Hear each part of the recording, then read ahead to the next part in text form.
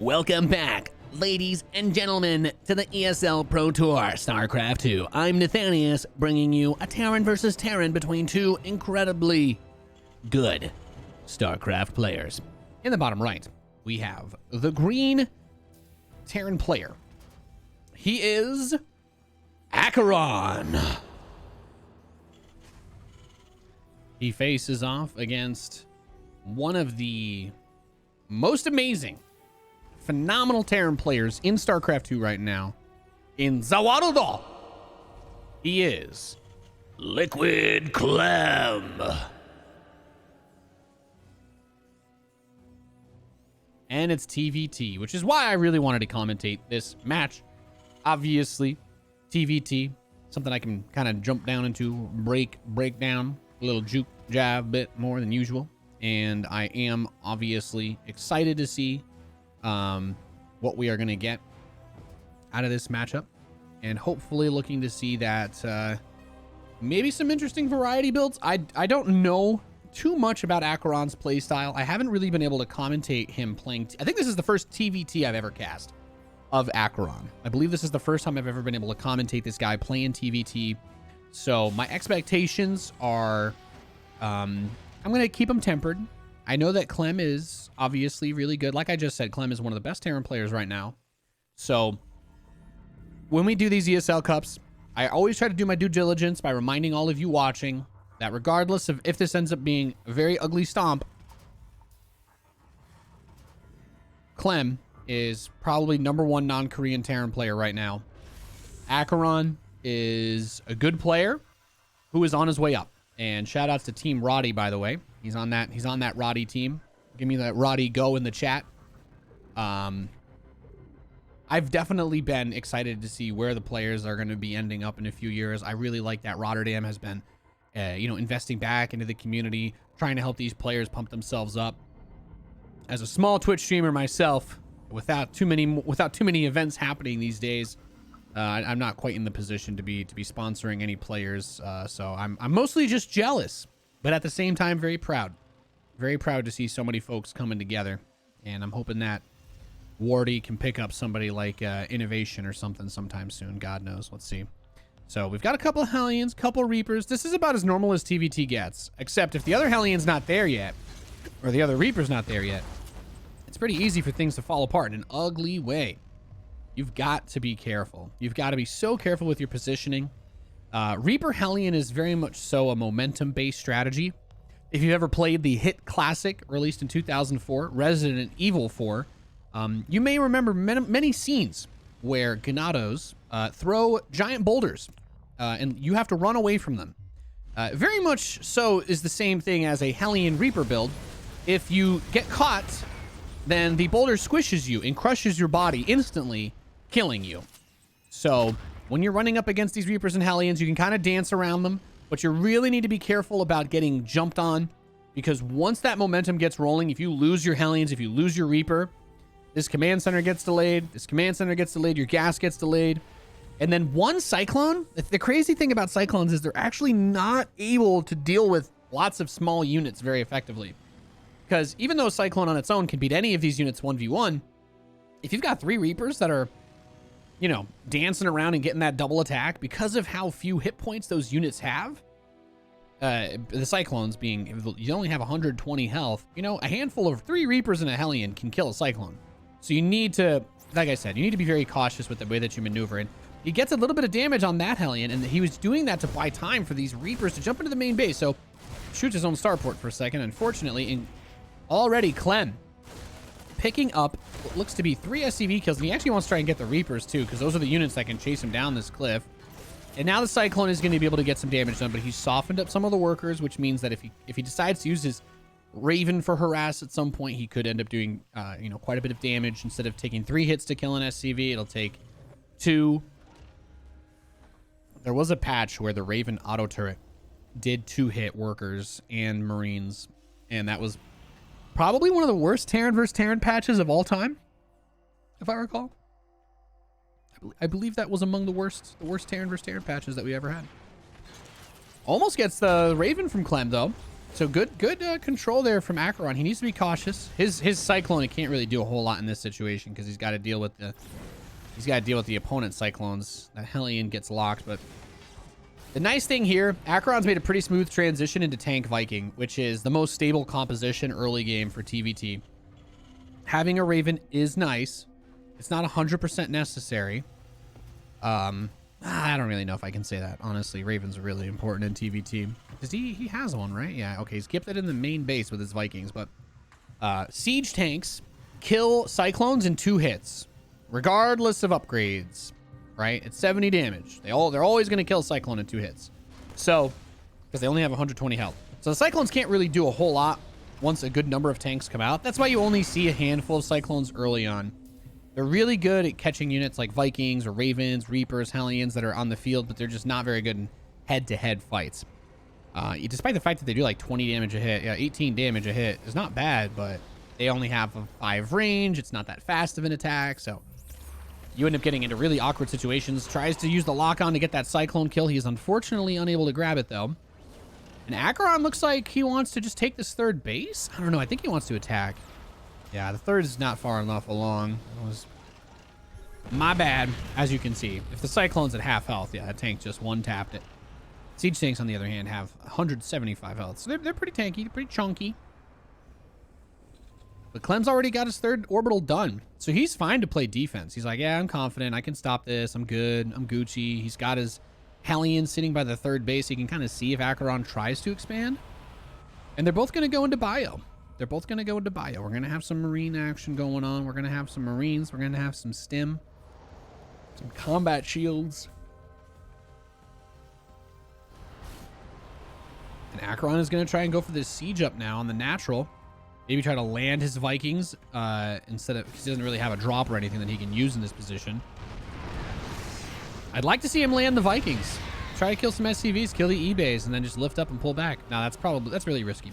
He's going to do the smart thing, which is he's just going to kill the gas, and then he's going to shift over. And the reason why he wanted to kill the gas, just delay upgrades, delay the gas for the tech, the infrastructure. He needs to be cautious, though. Oh, my God, his Raven just died without being able to use its energy. He needs to get out of there. Yeah, I was going to say, he's just going to... Okay, I don't know. The interference on the... Okay, I don't know what Clem was trying to do with his Ravens there. I think he wanted to drop turrets in front of them, but... Instead, he just let it die, and he used interference matrix a little bit too late. Oh, he's gonna catch a tank. Gets a couple shots off. It does live. That splash damage off the SCV almost kills this tank. And Aqueron lands his 3rd, but it's not an orbital yet. He doesn't have the gas there. Meanwhile, Clem's got the gas. It is an orbital. He's got the mules. He's got the scans. Oh, good denial there. I didn't think he could actually reach that barracks. That's a good shot. This is like early game TvT shenanigans in a nutshell. Oh my God, the perfect scan from Clem. Gets 2 tanks for free, continues to keep his opponent off of his back. And really the biggest weakness here for Clem was just he doesn't have a lot of Vikings. And what he's trying to do is hold air control, Aqueron that is, and then use the Liberators to kind of create that space to move his tanks forward. Since he has the air control with those Vikings, he's trying to use the tank to protect the Marines, and so far he's able to kill a few of them, but the thing is, Marines are cheap and Liberators are not. So he's like, all right, I'm going to throw away a couple of Marines, keep my defense alive. Clem's feeling pretty good. I don't think he can build a reactor. I think this tank could hit a reactor if he tried. I love that Clem already has a sensor tower, by the way. I feel like Aqueron could be tunnel visioning a bit here. He scans, he sees, all right, you've got a 3rd. It's a little bit oversaturated. Yeah, actually, he's hardly got SCVs mining in the main, but that's because they were all building things, so that's really not that unusual. This drop's going to head towards the natural. There is a siege tank ready here, so let's see, is he going to drop it in range? No. It's kind of hard to see the lines on these maps that are so bright. If he takes another step forward, though, he's going to get blown up. He's got, yeah, okay, back it up. This Marine is just going to go die, tragically. 3 are going to get unloaded inside of the main base of Aqueron again, though. He brings these guys over. He's going to drop on top of that tank, pick it off. I mean, Clem did a pretty phenomenal job at defending this early pressure, but Aqueron's kept up his macro. 63 SCVs is nothing to scoff at. His upgrades are a little bit late, but you know what? Clem actually got his armory so late he couldn't even start 2-2. So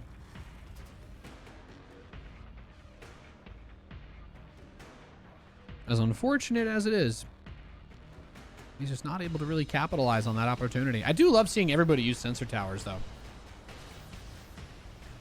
Terran players have really increased sensor tower usage over the last couple of seasons. I think Clem's biggest weakness right now is I don't think he has a lot of barracks. He's up to 6, but one of them he'd only just now be able to get an add-on. We've got 7 racks for Aqueron, and he's ready to go. He's pumping out quite a few Marines at a time, but even with this sensor tower, no units in position to deal with the drop.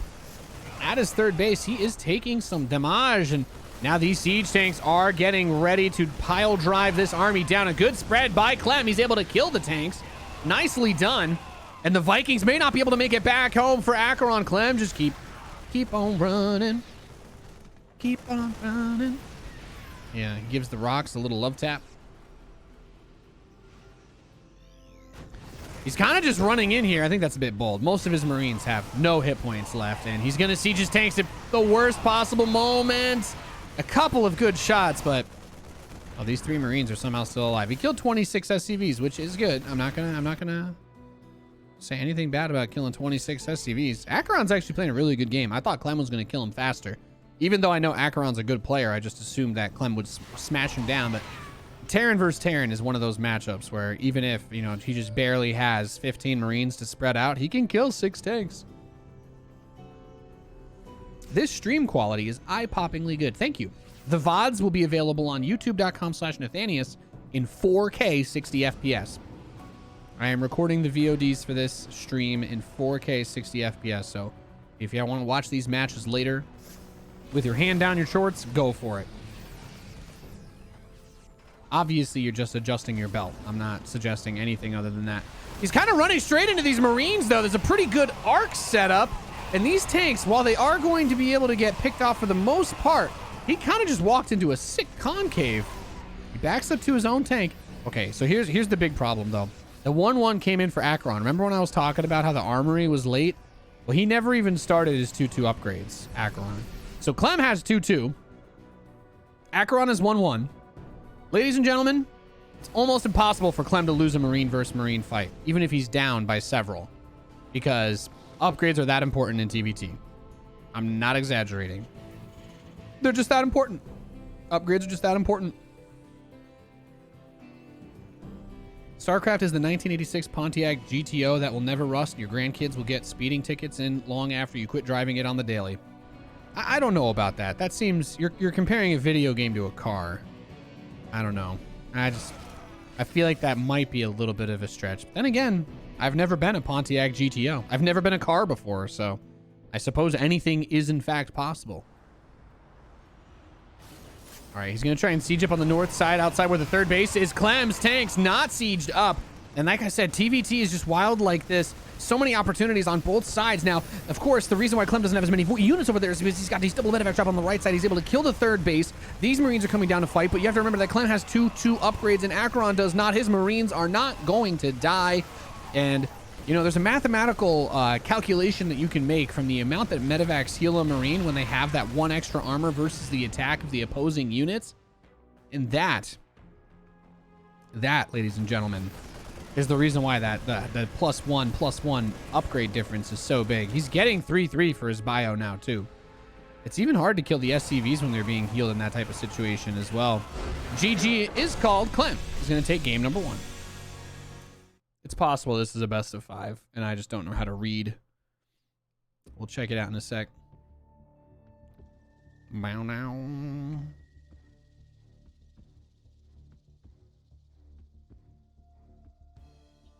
Bow now, bow.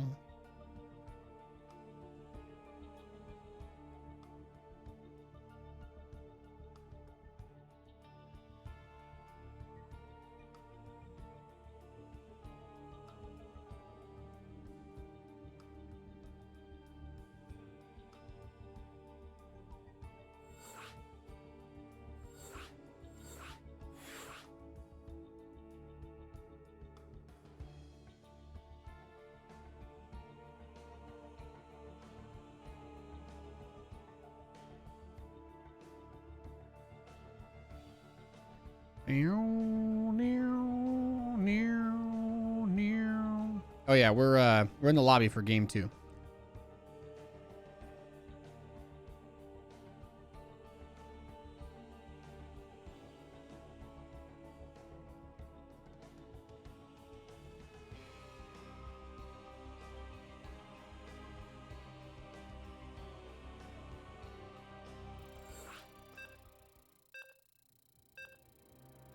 I'm just checking the bracket real quick. I think this might be the semifinal.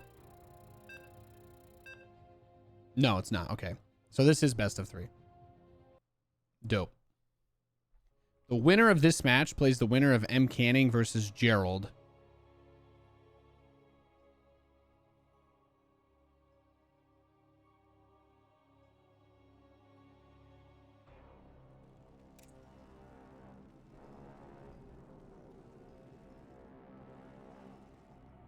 All right, we've got Aqueron in the top right, our green Terran player. From Team Roddy facing off against Team Liquid's Clem. Team Roddy versus Team Liquid. That is a rivalry that I want to see years down the line. I imagine Rotterdam as like this Jeff Goldblum-esque figure. If you guys have ever seen the movie Thor Ragnarok, I sincerely believe that Rotterdam will find a way to warp to some planet that he will take as his own and run a battle royale death match to entertain all the citizens of his planet, you know? I love it. I love it. You know what I mean? Like, I can really see Roddy developing into a Jeff Goldblum type figure. His hair's got to gray a bit, obviously. And he's got to, we're going to have to work on his style just a little bit to try and get him to, you know what I mean? Kind of get him to Goldblum levels. It's kind of hard to copy that guy, but I could definitely see it. I could definitely see it. And then they sent out bounties to pick off the Team Liquid players. And I don't know, that kind of gets messed up now that I think about it. Maybe we shouldn't have Rotterdam run a planet of murderous, ravenous scavengers. That might not actually be a good idea. Unless all the water in the system is replaced with Red Bull. That would be a pretty Roddy thing to do. Or Monster, I guess. Could be either, really. Had to be White Monster, obviously. That's their best flavor. All right, so he's kind of going for a fake proxy, by the way. Fake proxy out of Aqueron. He wants Clem to SCV scout and basically press like the panic button. Finally able to see a Spanish player on a tournament. Well, hey, Silrand. Hope you're enjoying the show. I feel like Aqueron put up a really good fight. And for me, that's really all I want to see. I just want to see good games of StarCraft. Clem actually went for a pretty safe build. It's the 2-Rax Reaper Expand. And it is what it looks like. It's a 2-Rax Reaper that you run out of your main base. And the entire function of this type of strategy is quite literally to just give yourself the opportunity to not only instantly win the game if your opponent is cheesing you or being really greedy, but if your opponent is good at the game, it can also just be a good way to be safe and defensive if your opponent does in fact proxy reaper you. Usually because you're going to have more money, you don't have to cut SCVs to build your barracks when you do it like this, and because of the travel time, etc., yada yada yada, you usually have a pretty significant amount of Reapers that you can use to fight whatever it is that your opponent wants to throw at you. And the other obvious caveat being that in a scenario where your opponent does have somehow more Reapers than you, you can always pull your SCVs. It's kind of hard to pull SCVs from the opposite side of the map, you know? It's not that easy, unfortunately. There's only so many different ways that you can deal with these types of builds. Also saw on Instagram today that Tasteless slept an extra 2 hours this morning. Shout out to Tasteless for taking care of himself and getting enough sleep. I feel like he might have just got 20% of the brown in his hair back. Based God, Nick Plot. So we've got the 2 Reapers, the Hellion. This is actually, it actually still ended up being like a pretty standard build, except now all his production's in his natural, which I think is actually really risky. Is it weird that is it weird that I see this as like potentially dangerous? You know, his add-ons are here too, so that's pretty committed. You know, building your add-on somewhere like this is like, you know what I mean? It's like telling a girl you love her, right? You have to really mean it, because going back from all your add-ons in your natural is a pretty bold thing to do when you're playing on a map that doesn't have a ramp into your natural. So siege tanks could theoretically kill you just from the front. So you really, really, really need to be on top of that. And obviously your production is going to have to actually, your units have to run into the back of your main to deal with a drop. So it's an interesting situation to see, but at the end of the day, it's not so bad. It's not so bad. I do like that Clem actually went for the fast tank and Raven, even though he went with the 2 racks Reaper opening, because most of the time people try to segue out of this straight into a 1-1-1. But you usually can't kill your opponent with the 16 Marines in the medevac unless they play like a greedy build, basically, where they really skip out hard on siege tanks or something of that sort. The Raven's going to be finishing up in a hot minute. And it's going to get interesting. And hopefully interesting in a good way. 3rd command center is coming in for Clem. And he's only going to build the 1 Raven. Whereas Aqueron's going to go for 2. I mean, honestly, sometimes I feel like the more Ravens, the better. And then sometimes I feel like the more Ravens, the faster you lose. Like, Ravens can be such hit or miss units now because it was a little while ago. They changed the way that the auto turret works. Like, you can only place it within 1 hex of the Raven, which is really not that strong, right? It's very hard to drop auto turrets. It used to be 3 range, and then they lowered it to like 1. So you can basically only drop it within the immediate proximity of the Raven. And I know what you're thinking. You're like, Nate, that looks like 2 range if you hover over it. But because the auto turret itself is 4 hexes, there's only 1 hex worth of space you can drop it. Otherwise, the Raven has to move to place it, even if it's on the edge of the ring. The Raven usually won't be able to immediately drop it in that spot. So you have to be very cautious. Cyclone, Reapers, Hellion, trying to take map control as he gets the 3rd command center. He's going to pick off a Marine outside the 3rd. So Clem kind of knows that there's some units moving around, but he hasn't seen anything to really inspire panic. He's got his stim. He's getting combat shields. He's dropping mules. He's feeling good. He's feeling fine. And he's going to scan and see 2 barracks with reactors starting on them in a 3rd CC. Honestly, this just has to feel weird, even if he knows, right? 2 medevacs moving out, but like, he knows the factory was on the low ground, but like this is all he's seen. He doesn't know that the barracks with stim or the starport are in the natural. So Clem might just be thinking to himself, it's like he just got to be confused somewhat, but at the same time, like not, because you wouldn't go 3 CC with 2 extra barracks in your main if you proxied everything else. Does that make sense? Like it wouldn't really make sense to play greedily while you're proxying your opponent and sieging them. It's basically the only way that I can try to, like, I don't know, make my heart reach you in terms of getting across what I'm trying to say. But there's the double medevac drop inside of the main base. Aqueron's whole army is at the 3rd, though. And these SCVs are in danger, Will Robinson. And now 1 tank is going to siege. I like the auto turrets, actually. That's enough to stop him. The auto turrets are enough to stop him. And he gets in the medevacs and boosts away immediately because those are Vikings. The Vikings and the Ravens were on their way to him. They were trying to pick him off. So we'll see. We'll see. Now Clem is ready to try and drive the knife in the chest, though. Cyclone got a couple hits on the Raven, but then the Stim Marines killed it. So ripping Alfredo Fettuccini Tortellini. He only has 1 Raven, but he has enough energy to interference 2. He can take out 2 tanks. That's bold. I think what he might do is try to take down the bottom edge and then wedge his tanks on the ramp. But that's why Aqueron's Marines are ready. No, he's just gonna... Oh my god, he's got a huge 180-degree concave around these units. Okay, that was the way to do it. He brought the Marines from the original double drop in, but the Ravens have actually done a really good job. The auto turrets pick off the Marines, and they buy time for the tanks. So now 2 Liberators that Aqueron just finished building are able to kill most of Clem's siege tanks. He tries to land the Vikings to catch these siege tanks over here. Oh my goodness, that was wild. That was absolutely wild. I really thought that Clem was about to deal... possibly a death blow, because he has really hurt Aqueron. He lost a lot of SCVs in the main earlier. He just lost up all the SCVs at his 3rd base. He's got to be careful, though. He's got to be careful. There's a lot of units out on the map, and Clem might get the jump on Aqueron. He scans and sees that the 3rd is vulnerable. He throws a Marine that way. He says, okay, well, I can still siege my tanks here and buy time for the rest of my Marines to go get the base. But the thing is, oh my god, this tank going down the ramp for Aqueron is actually pretty terrible. Unfortunately, the Liberators do siege, but the Marines pick them off, and GG is called. Good luck, says Aqueron. Clem takes a 2-0 victory. Ladies and gentlemen, we're going to take a quick break. When we get back, we'll get into our next match of StarCraft.